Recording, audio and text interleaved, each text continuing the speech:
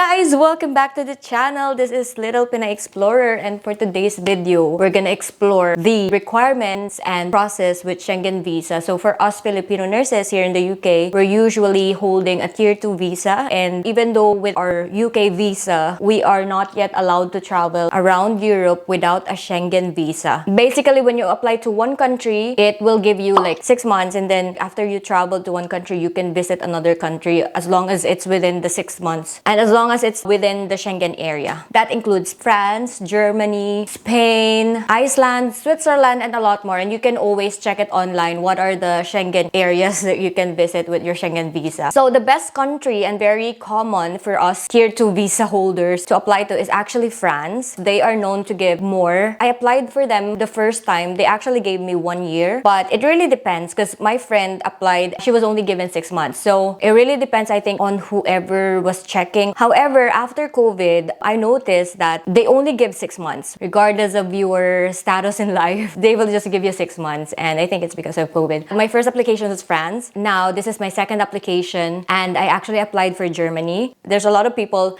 applying for France and they're like almost fully booked in the next 2 months. Because I want to travel as soon as possible. Germany has the earliest appointment that I can get. What I noticed is it's the same requirements and the same process because they're both Schengen. The only difference, I think, with France, I submitted an itinerary of my plan on where I'm going the first day, second day, third day. And I didn't do that for Germany. However, if you are deciding to stay there or to travel there for 2 weeks or more, you have to give an itinerary. Anyway, these are the list of the requirements that you have to secure and what you have to print and bring to your appointment time. First is the appointment letter. So there's 2 different websites that you have to go to. The first is the TLS website where you have to secure your appointment date and time. You have to pay for that for a certain amount. For Germany, I paid £25. And then the second website is for your application form. So for Germany, it's VDEX form. And for France, it's something else. Anyway, I'll put it here. The application form is the one that you have filled up online where you have, entered your details like your name, your date of birth, passport, and everything else. After you finish, it will give you a form that you can download and you can print. And next is you have to bring your passport and a photocopy of your passport as well. Your BRP and a photocopy of your BRP, front and back. Passport photos in the shopping malls. There's a lot of like Photo Me booth and you can always do that there. There's an option for visa or passport photos. And then evidence of sufficient funds. So this is 3 months worth of bank statements. This should be the bank account that you are always using, and this is where your salary is going in. Your money in there should be at least £40 per day of your planned duration. That's at least for Germany. And there's one more thing. If the latest bank statement that you have is more than a month, you need to print the recent transaction history. You can always print these statements in your bank. So you have to go physically to the bank office, and there are machines that you can insert your ATM card, and then there's an option to print your bank statements for free. You don't have to pay for it. You can also print there your recent transactions. You have to also secure the reserved return airline ticket. I know some people, they just pay for the reservation, but it's not yet the flight. I don't do that because if I book it in advance and I plan in advance and I'm gonna stick with it, it's gonna be cheaper for me. And then confirm the hotel bookings. I usually go to booking.com and book hostels there. I'm a poor kid. I always do budget travels, and there's always an option for free cancellation, or you can just book it and pay it at the hotel. And you can always print the confirmation online from booking.com. And then a travel health insurance policy. I just use CoverWise for this. It's not that expensive. I think it's just £12. So that's good for 1 year. And they have a certain criteria what this insurance should cover. Just check that one. That's their requirements for whatever insurance that you're getting.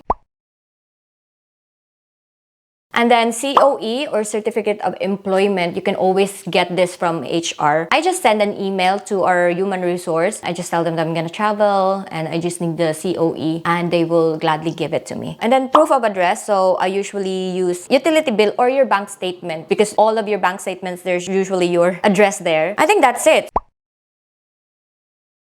When I applied for Germany, I printed a copy of the checklist and I just make sure that I've checked everything. When I was queuing and there are other people who are ahead of me, there were a lot of problems like, oh, you didn't print the bank statement of the last month. Where is it? Like all those things. So you have to make sure that you have to check everything and bring everything and be a little bit organized. I'm gonna include the links for France, the appointment link and the France visa application form website, and the Germany as well.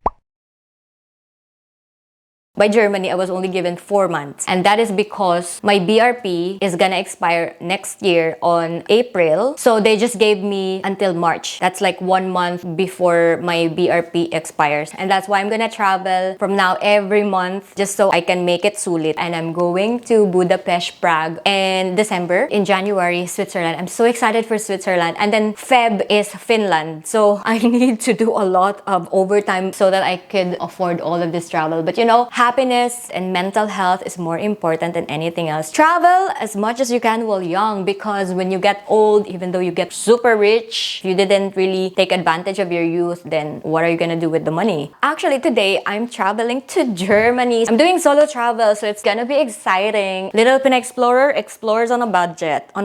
I'm always trying to be more informative and giving you all the information. Yeah, you learn a lot from me. So you guys, if you like my face, then subscribe to my channel and follow me on Instagram, and you know, let's have some fun. Thank you so much for watching my video, and I will see you on the next vlog. Bye.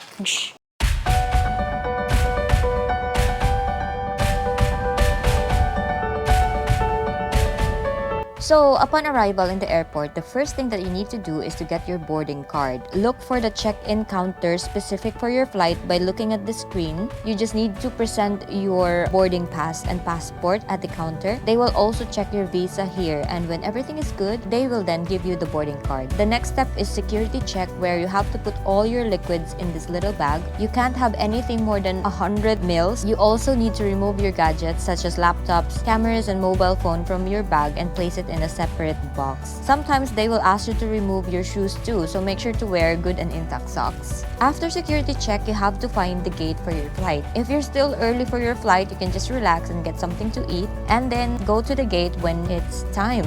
So yeah, that's it guys. Hope you learned something from this vlog, and see you in my next vlog. Bye!